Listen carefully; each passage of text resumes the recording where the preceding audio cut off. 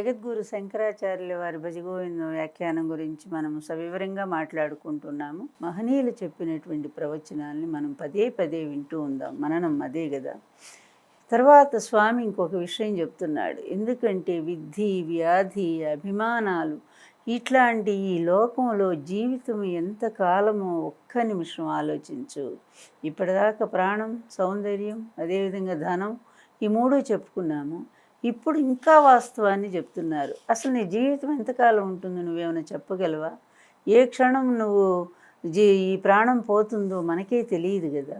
అట్లాంటిది అసలు ఎందుకు ఇన్ని రకాలుగా ప్రపంచంలోకి వచ్చాం? వచ్చిన ప్రపంచంలో ఎట్లా ఉండాలి అంటే ఒక బాటసారిలాగా. ఒక సత్రంలో మనం పొరుగురు వెళ్ళినప్పుడు ఒక సత్రంలో అద్దెకుంటాం, లేదు ఒక హోటల్లో అద్దెకుంటాము. ఉండి ఈ హోటలే నాదని అనుకోగలమా? లేదు కదా. మళ్ళీ మరుసటి రోజు లేకపోతే ఇంకొక 2 రోజులకు ఆ హోటల్ నుంచి మనం డబ్బు కట్టేసి ఖాళీ చేసి వెళ్ళిపోవాలి. అదేవిధంగా ఈ లోకంలోకి వచ్చినటువంటి మనము ఎన్నో జన్మ కర్మల పరంపరలో ఈ జనన మరణాల బాటలో ఈ ప్రయాణం కొనసాగుతూనే ఉంటుంది జీవుడికి. ఈ జీవుడు, ఈ శరీరం అనేది ఒక తాత్కాలికమైనటువంటిది. ఈ జన్మకి ఇది ఒక మజిలీ లాంటిది. ఇది అయిపోగానే శరీరం నుంచి నిష్క్రమించి మళ్ళీ వెళ్ళిపోతాము. అంతకుముందు కూడా అంతే. ఎన్ని శరీరాలు గడిచి గడిచి మనం ఈ జన్మకు వచ్చామో మనకే తెలియదు కదా. అందువలన అంత చిన్న జీవితమును ఈ ప్రపంచంలో ఎలా ఉండాలో మహనీయులు చెప్పారు. ఎలా ఉండాలో అలా ఉండి అక్కడి నుంచి వెళ్ళిపోవటం నేర్చుకోగలిగితే ఈ సంబంధించినటువంటి దుఃఖాలు ఏవి కూడా నీకు అంటకుండా ఉంటాయి కదా. ఈ సమస్యలు ఏవి కూడా నిన్ను ముంచేయకుండా ఉంటాయి కదా. ఎన్ని బాధలు మామూలు ఒకటా రెండా? అందుకే స్వామి చెప్తున్నారు ఈ శ్లోకంలో ఎలా ఉండాలి నువ్వు ఈ ప్రపంచంలో అంటే, నళినీ దళగత జలమతి తరళం తద్వజ్జీవితమతిశయ చపలం. ఇది వాస్తవం. విద్ధి వ్యాధి అభిమానగ్రస్తం లోకం శోకహతంచ సమస్తం. అసలు ఈ లోకమే దుఃఖాలయమైనప్పుడు లోకం శోకహతంచ సమస్తం కాదా?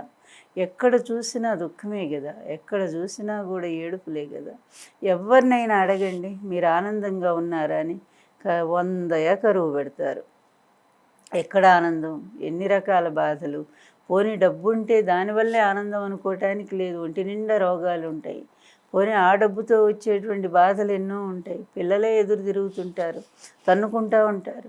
ఇన్ని రకాలైనటువంటి బాధలు లేని మనిషి నేను ఆనందంగా ఉన్నాను అని చెప్పగలిగింది ఎవరంటే ఒక్క సన్యాసి మాత్రమే. అది కూడా సన్యాసి అంటే సమ్యక్ న్యసతీతి సన్యాసి. మంచి జీవితం, మంచి అంటే లౌకికానికి అతీతమైన, కోరికలకు అతీతమైనటువంటి జీవితాన్ని గడపగలిగిన వాడు, ఆత్మచేత సంయమనం కలిగినటువంటి వాడు, వీటన్నిటికి అతీతమైనటువంటి వాడు మాత్రమే అతను ఆనందంగా ఉన్నానని చెప్పగలుగుతాడు తప్ప మిగిలినటువంటి లౌకిక వ్యాపారాల్లో ఉండే ఎవ్వరం కూడా ఆనందంగా ఉన్నామని చెప్పలేవు. ఎన్ని బాధలు అన్నీ గుర్తుంటాయి మనకు, అనుక్షణం కూడా వేధిస్తూనే ఉంటాయి.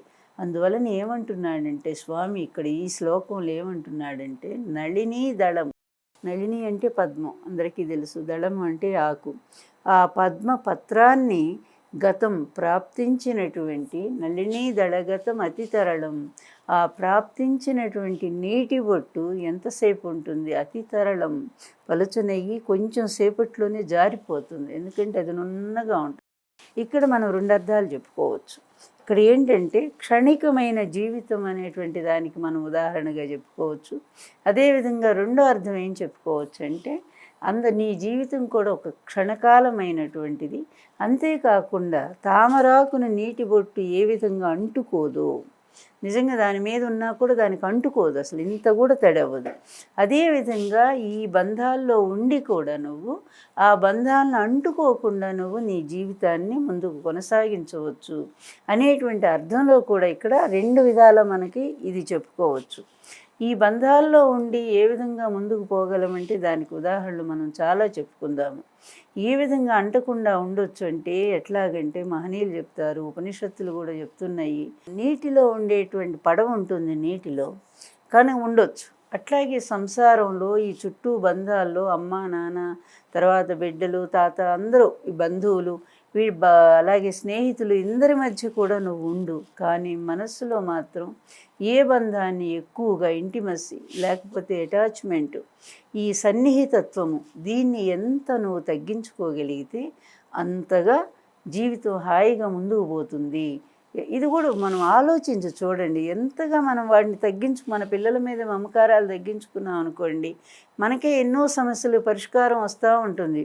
లేదు దాన్ని ఎక్కువగా చేసుకుని మనం బాధపడుతున్నాం అనుకోండి, ఆ బాధతోనే మనం కృంగి కృషించి మంచం పెట్టి చచ్చిపోయేటువంటి పరిస్థితి ఉంటుంది.